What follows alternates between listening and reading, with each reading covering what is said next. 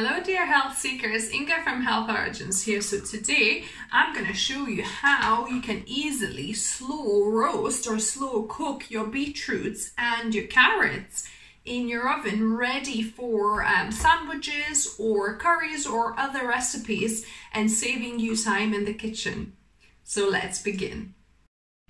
First of all, you need a roasting tin, and you could put the beetroot and carrots in here. However, because I want to do both carrots and beetroots, I want to contain beetroots and beetroot juices so they don't die carrots.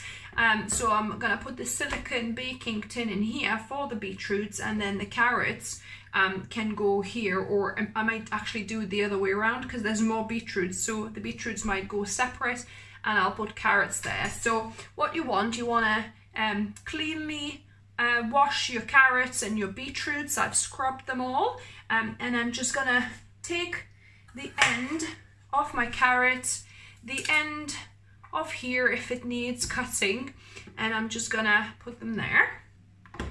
So now my carrots are here separate, and then I'm going to do the same with beetroot. So you want to cut off this top bit and also the root.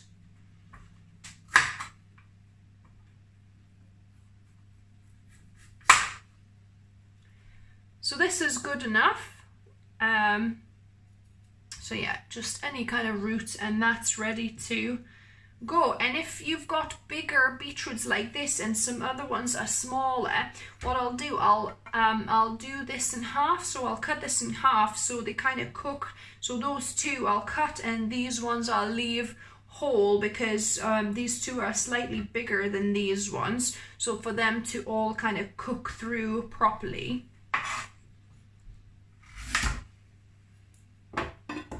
So now my beetroots and carrots are ready, and I'm gonna put these to slow roast in my preheated oven at 150 degrees fan oven or 170 degrees Celsius for an hour and a half.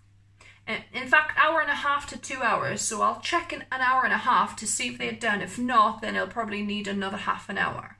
And I'll definitely need to close the lid. So you want to close the lid so that they don't dry out. So all the liquid, it kind of just steams itself in its own juices. So yeah, so you definitely want to put the lid on your tin when you're roasting. So now my roasting tin goes into the oven. I couldn't even put any metal kind of shelf in there because it wouldn't fit, but that's okay. It can just rest on the bottom. So my beetroot and carrots have slow cooked for a couple of hours. I think it was hour 50 minutes actually.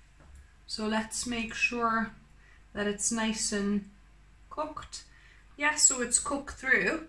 So these are now ready to be put in some containers, glass containers, and into the fridge, ready to be used in recipes, and they're nice and succulent and juicy and sweet from caramelizing sugars from slow cooking process, and they speed up the preparation and cooking process quite a bit.